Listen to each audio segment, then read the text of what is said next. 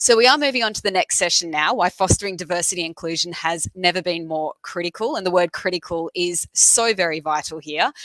And the D&I piece really underpins everything else when it comes to women's health at work. So we know that no workplace can claim to be healthy or forward thinking about the wellbeing of its staff if it fails to prioritise diversity and inclusion. And it really doesn't matter how well written or how modern your policy documents are if people aren't implementing those documents, and if managers aren't adhering to what is actually in those documents, then they are pretty much useless. They may as well just stay in that drawer. So I am thrilled to be joined in this session by three absolute experts in this area, including Sue Webeck, the CEO of the Domestic Violence Crisis Service in the ACT.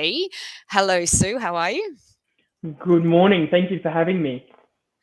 So Sue has over 18 years experience in the not-for-profit and community sector and has held numerous positions across the violence prevention and response sector and the LGBTIQA plus sector as well. So we had a fantastic conversation yesterday as well. So I'm thrilled that I can moderate this one this time to hear more of your experts and wisdom.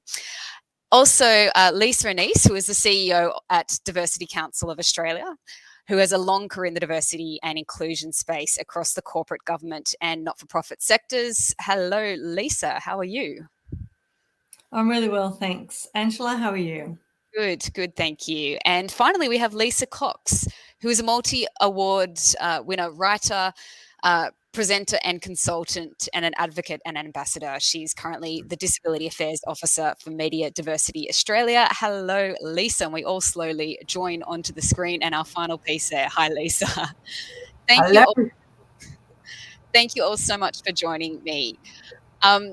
We are going to try and cover quite a bit in this packed session, and I am also aware that we are already running a few minutes over time. But I want to just start by asking everyone to, I guess, share an answer to what is a bit of an obvious question, but I think it's good to put some context behind some of the work that you do and why we're actually here. So that is to really just spell it out for us. Why is D&I so critical to the health and wellbeing of everyone at work across all the entire workforce? I know that would mean different things to different people, but maybe just to give us a quick answer, just a soundbite, so that we can really nail this one and make sure that people understand. Lisa, I might start with you. Sure, I can only speak as someone with lived experience from a disability point of view, but in the workforce, D&I gives everyone value. We're all members of society, and employment gives everyone value and makes them feel like members of society. So I think by including everyone in the workforce does just that. Thank you. And Lisa Annese, what do you think? Well, I think we should separate the two terms, diversity and inclusion. So it's important for diverse peoples and people with diverse lived experiences and diverse identities to be part of any conversation or any labour market process or entity, because everybody has value, and actually organisations and our society benefits when people are allowed to fully contribute their talents. So, I mean, that there's a strong business case for that, but there's also a strong equity case for it, because we've created a world of work where traditionally it's catered for a narrower group of people who have, been, cisgendered, able-bodied, straight, potentially white men, although that's changing slightly in the, I suppose, the gender space. But, very broadly, it means that if you accept that talent is distributed evenly across all individuals in a country, then it makes sense to tap into that talent. So it's good for the individuals, but it's good for the economy. But inclusion is a process of making that mix work. And I work with a lot of organisations, and I think a lot of people focus on getting people in the door. But actually, if you don't change the way the entity operates, if you don't change the basic rules, you will always you will never create an environment that enables people to be authentically themselves and thereby contribute their talents, because they will have to shapeshift. into an environment that was never designed with them in mind. So both really important things, but it's very important to separate them out, because diversity is who we are, inclusion is the process. Mm-hmm. And Sue, to hear from you on that question. Thank you. I'd like to start by acknowledging I'm joining from Ngunnawal country in the ACT, and to pay my respects to elders past, present and emerging, and commit myself in ongoing ways and publicly to listening and learning and centering the voices of those with lived experience in the work that I do, but particularly from Aboriginal and Torres Strait Islander communities. Diversity and inclusion, I think, has lost a little bit of its punch. They're buzzwordy in some ways and have become these kind of authentication ticks that businesses and governments and organisations can do. But at the heart of it, what we're talking about is the fact that we all deserve to be safe and respected in the places where we spend our time. And it is good for the workplace. When we are safe and respected, we are more productive, we create better outcomes, we're more creative and aspirational in our approach to our work. But when we look at domestic and family and intimate partner violence, what we know is that roughly to 60% of people impacted by that are within the paid workforce, paid employment. And so the workplace does continue to be a beacon of an opportunity for intervention and to change the narrative and outcome for somebody who is impacted by something negative within their relationships or social constructs. And that's just one example. If we talk about any of the OBIAs, so people experiencing homophobia, transphobia, racism or discrimination, the workplace actually has a really great opportunity to change the cultural narrative, but also the experience of an individual in how they respond and heal from those circumstances in their life. Okay. So because you did touch on domestic violence and family violence, gender-based violence as well, can I ask about, just maybe to hear briefly, just because we did discuss it yesterday, but given where you are and the lockdowns that you've experienced in the ACT, what kind of pull did you see on your services? And particularly, I don't know if you can look at the context in terms of the workplace, when you mentioned that that figure about how many are employed, but then obviously the shift that we've had with so many people working from home, what difference, what kind of impact did you see that shift have? Yeah, look, the Domestic Violence Crisis Service is a frontline intervention and response service. So we absolutely saw a spike in people looking for care and support and opportunity to either exit relationships that were violent and circumstances. But we saw a significant increase in the complexity of the experiences of those people reaching out for help, and also a number of impediments to be able to actually exit into safe environments as well. We've seen a very large pull on the homelessness and housing sectors as well, which has meant that pathways out of crisis are limited. We have seen some really amazing responses from corporate business and government thinking and being attuned to the issues of domestic and family violence in the way that they've responded to actually needing to make workforces remote, including reviewing domestic and family violence leave policies to ensure that when they've made people working from their home, that there's an avenue for people to say, actually, that's not a safe environment for me to be working in, and to come up with creative solutions around ability to actually still maintain COVID safety requirements, but to be able to exit the house for the workday in order to also facilitate a safe space where somebody could actually call a crisis service and get that support if they needed it. Because if you're locked down at home and you're working at home and you're parenting or you're doing all of your things at home, the ability to actually go into another room and make a private confidential phone call for a service to say, I'm not safe where I am, really shrinks. So we've seen some really great responses from corporate government and other organisations as well. But certainly the complexity is out there, and there are lots of organisations that I think have reflected on their COVID experience, not just in the ACT, but nationally, and gone, geez, we should probably have a domestic and family violence policy, or geez, we probably should have thought about that and been on the front foot. Yeah, so some have had a proactive response to seeing what some of the risks could be, and then others are now on the reactive, which I guess is all a good thing, but we hope that we're not missing anyone there as well in terms of the organisations, the employers, the policymakers that need to do more. Thank you for sharing that, Sue.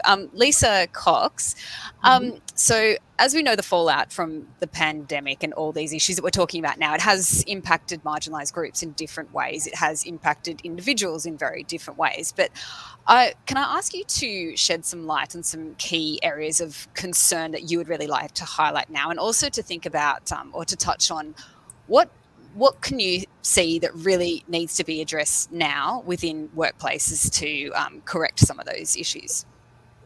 Sure, I certainly can't speak for everyone in the disability sector.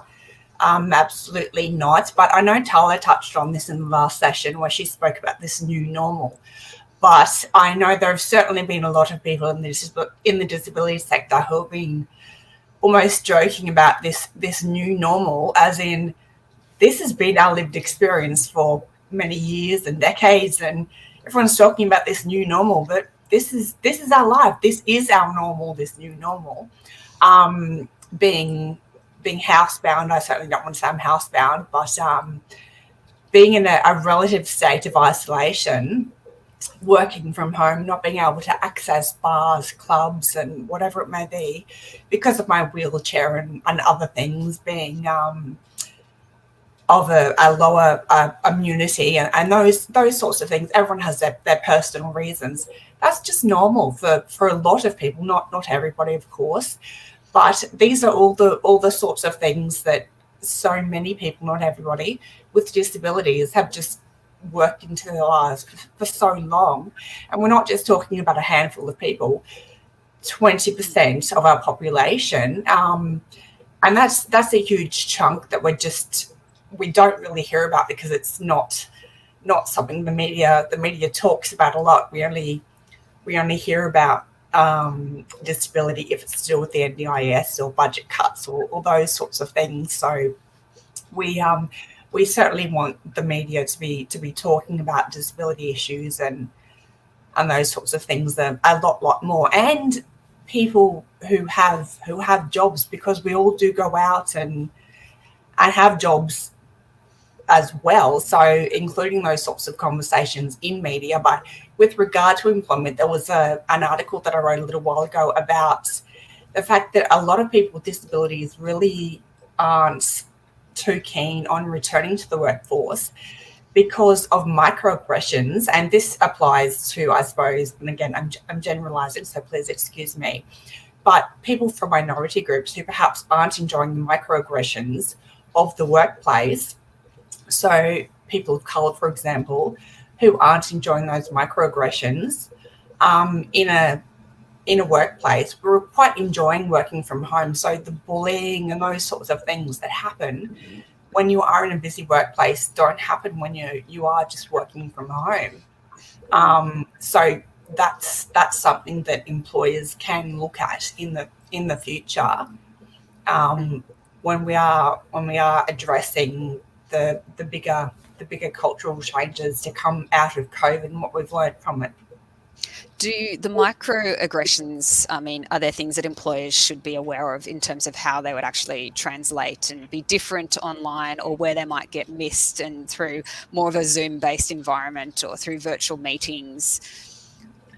Oh, absolutely. I mean, I've had, and I'm still having a lot of virtual meetings all the time now. So I have a friend who's deaf in one of those meetings, and we make sure everything's captioned. So making sure those meetings are accessible for different members of the disability community. So making sure that all the technology is available, and that's different for everybody. But and you'll have to speak to whoever that may be. But I know I've written before about the fact that when I speak publicly to an audience, because I do a lot of public speaking, people see me full length, and I'm in a wheelchair, and that includes a lot of I suppose people make assumptions because there's visual disabilities, and all those assumptions are made. But when I'm presenting on a Zoom call, people can only see me as you all can from the neck up. So I'm only judged on what I'm saying, and those same assumptions are not made. So it's very, very different when I'm presenting about something like business strategy or marketing or something like that, which I have years of experience about. The audience reactions when I'm presenting as a very obviously disabled person as opposed to a not visually disabled person. That's been, I suppose, a very interesting social experiment for me personally. Okay.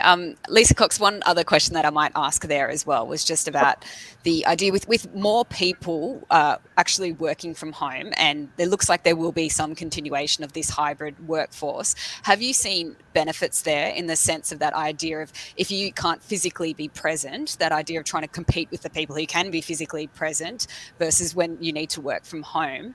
I've looked at some engagement things between different organisations, and you see how engagement in some cases has actually improved from those who've been working remotely, because they're like, oh, suddenly everyone's working remotely, and now they're actually making allowances for the fact that we're all working remotely. Have you seen that, and could you comment to that?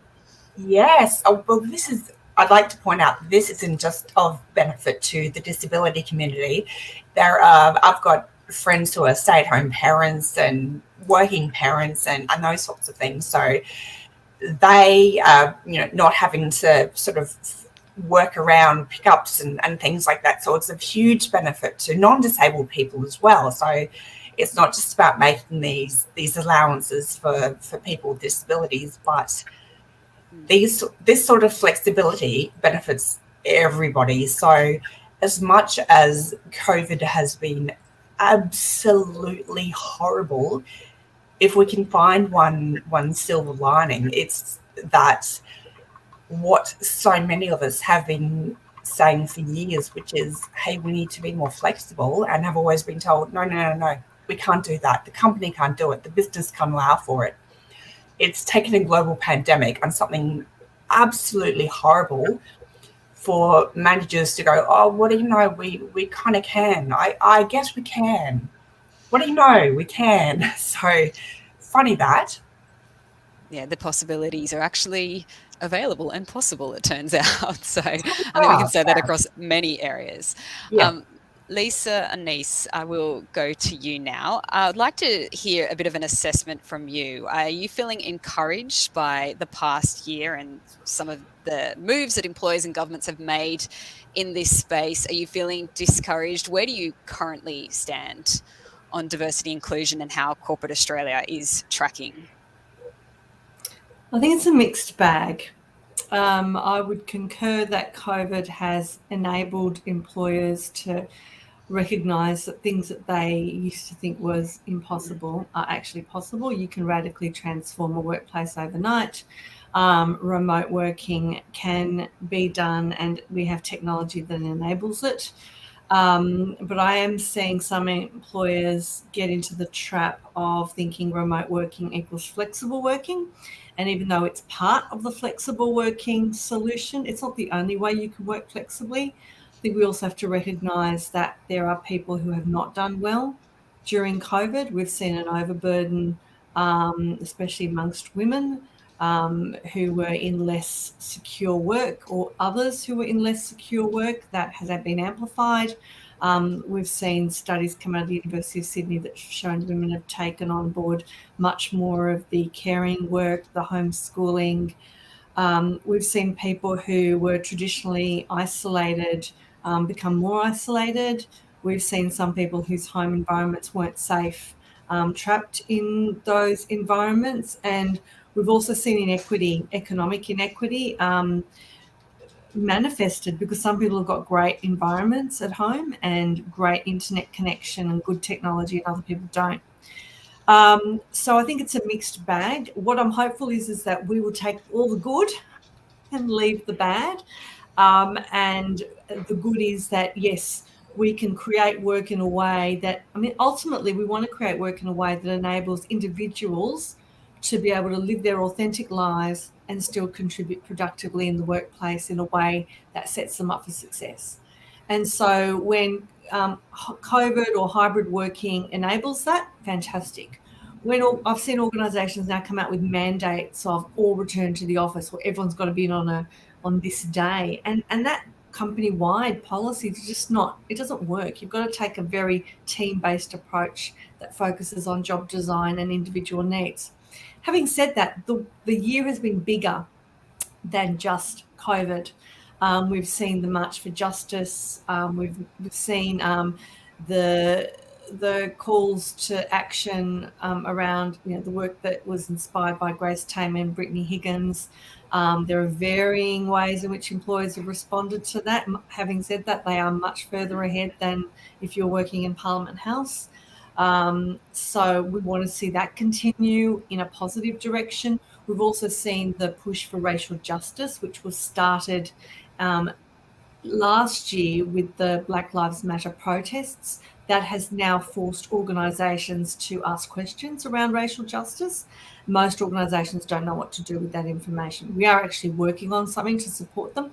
So it's a mixed bag. Am I hopeful? Yes, I am hopeful, because I think more and more organisations accept D&I is not just the morally right thing to do, it's an economic superpower. I can now tap into people whose talents I missed out on if I focus on their inclusion. It reduces my risk as an organisation, it makes me more innovative, and it makes me more competitive. Having said that, though, our membership represents somewhere between 20 and 25% of the labour market, which means there's a lot of organisations who are not on this journey. And what concerns me is that even though we've made great strides, this area has become increasingly political, and it shouldn't be political. This is not about political correctness gone mad. It's not about cancel culture. It's not. And these arguments get really derail the absolute benefits. We have a very problematic Religious Freedoms Act that's currently being discussed in Parliament. We saw the government take on board only 5 of the 17 legislative changes in the Respect at Work submission. So we are getting there, but there are very powerful forces that are derailing. And because this work is so complex and it's really emotionally difficult, and the people who are involved in it are always fighting, it can take a personal toll on individuals and they can burn out. So, it's a mixed bag. It's positive, but there's things I'm concerned about. Thank you, Lisa. I want to ask this question to everybody now, and it would be, Lisa, you note that, I think, what did you say, that 20 to 30% of your members cover 20 to 30% of corporate Australia, of the Australian workforce. Is that correct? Yeah. So 44% of Australians work in small businesses where they don't always have an HR department, or they rarely have an HR department, where they probably don't have D&I policies. I dare suggest that some business owners wouldn't even know the term or anything about it. So I wanted to ask, what efforts do you think, what are some of, because obviously this is a lot to cover, but for those organisations that perhaps don't have the huge resources and the teams behind this, but what are some of the key things, the immediate things that should be done to support diversity inclusion for the health of their staff? Are there any key things that you might be able to pinpoint? And if possible, any resources or anything else that those employers might be able to access? So, Sue, I will go to you first. Look, I think all of this is a very difficult conversation to have on the basis that we are, asking people to do the emotional labour of changing the systems and constructs that actually oppress them, and argue and speak truth to power, which is often operated within the patriarchal construct.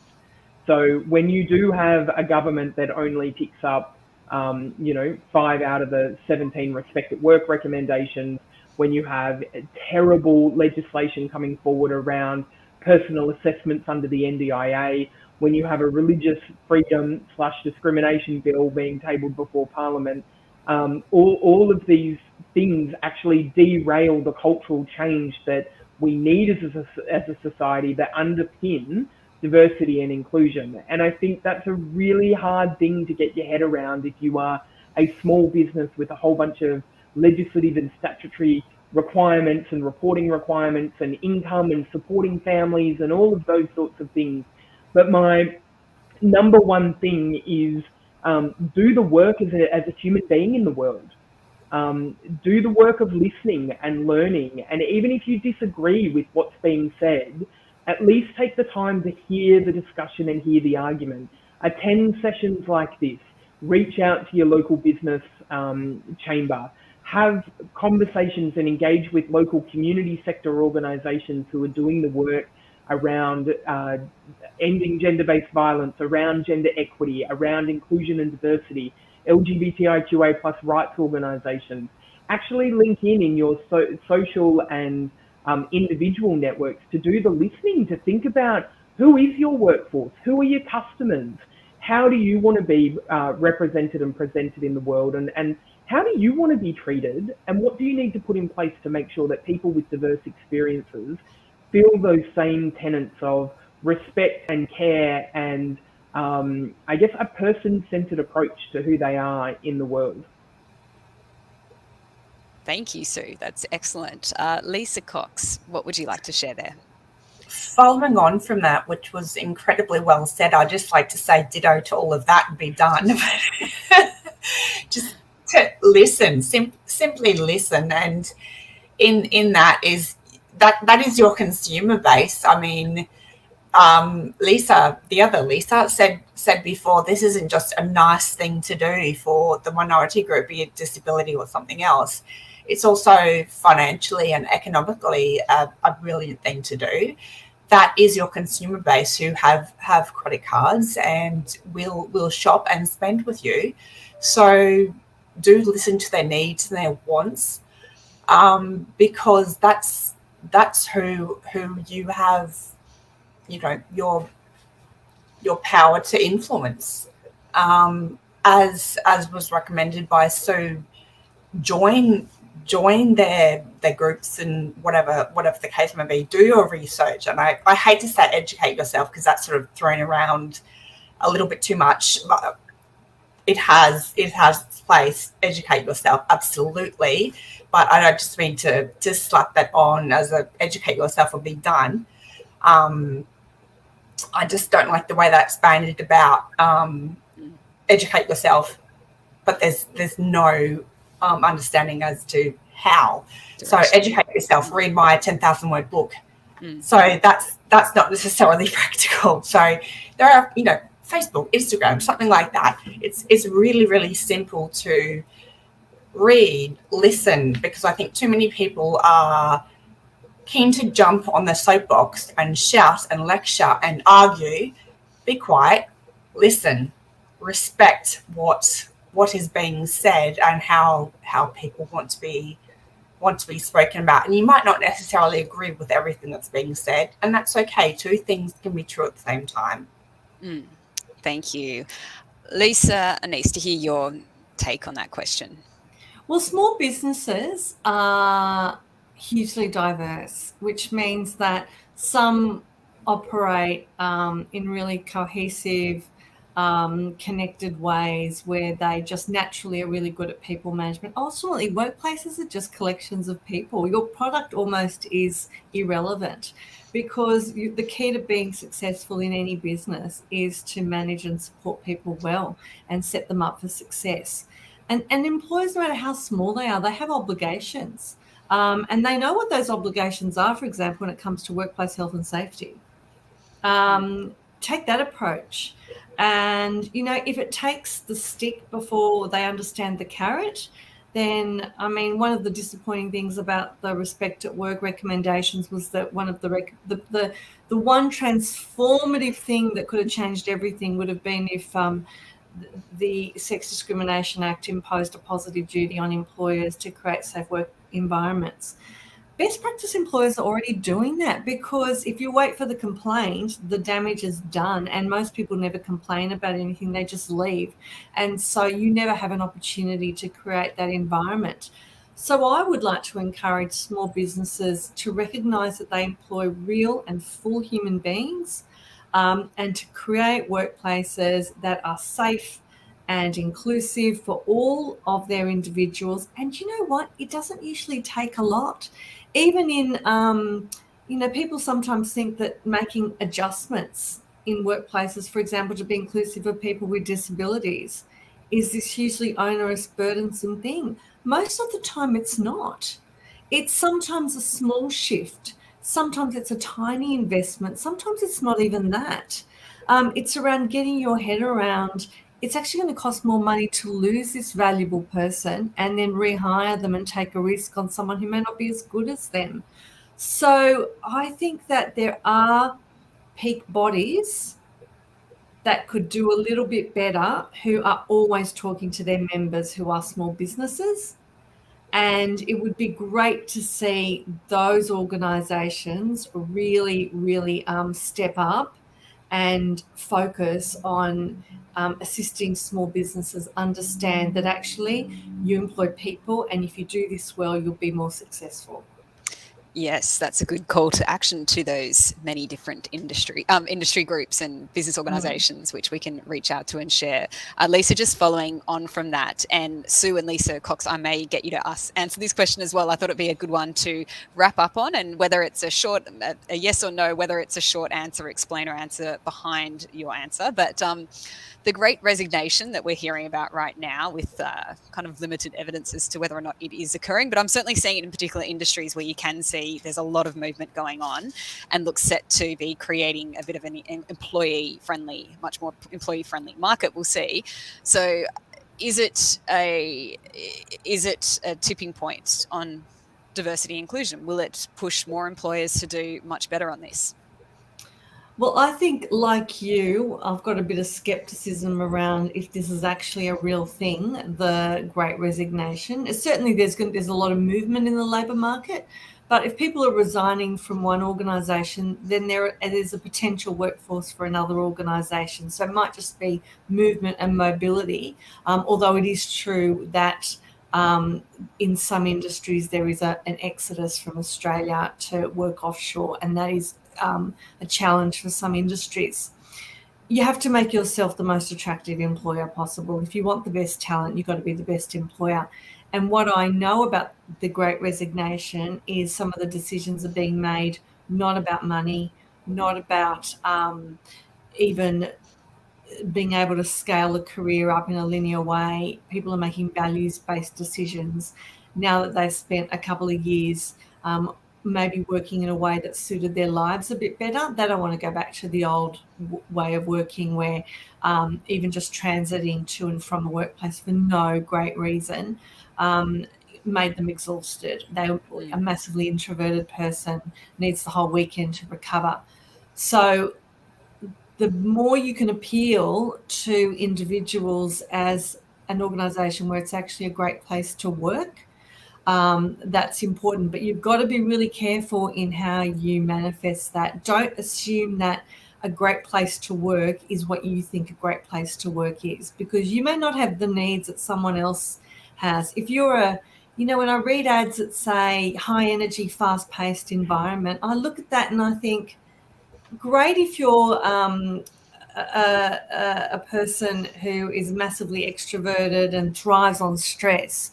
But that some people will read themselves out of that, because they will read themselves out. And so you've got to be really careful about what messages I'm positioning my business in this way. Who's going to read themselves out of language which you think is trying to excite people about your workplace, but actually might really turn people off.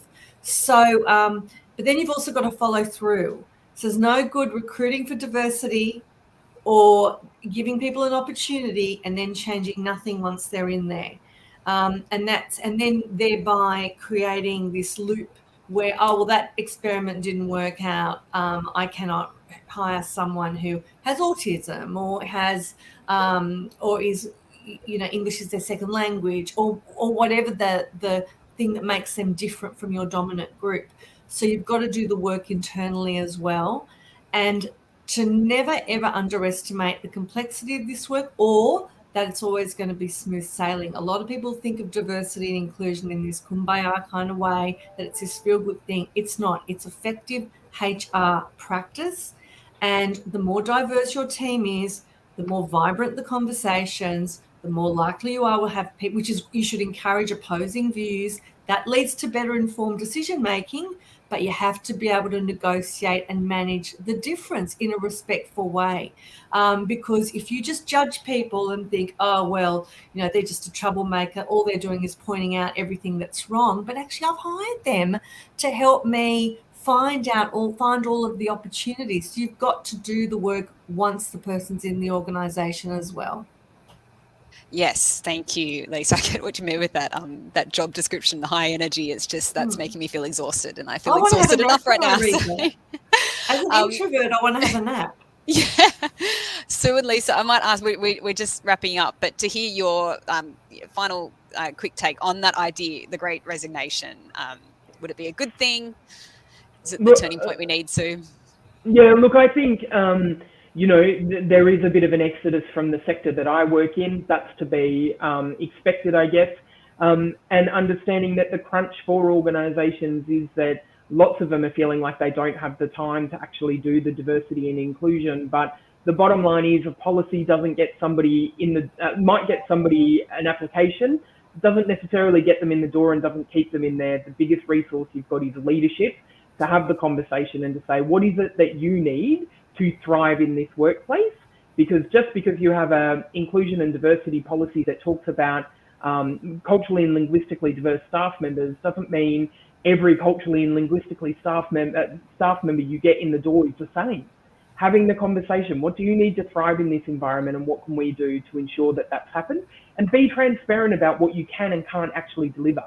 If they say what I need is to work from home 4 days out of 5 in a week, and your business can't sustain that, be upfront, but counter offer. And so I think, leadership is really needed at this time. The resource to do some individual support of the human beings in your workforce, and the ability to have those difficult conversations and be transparent about what actually is and isn't on the table. Excellent. Thank you, Sue. Okay, Lisa, I will leave you with the final thoughts for this conversation.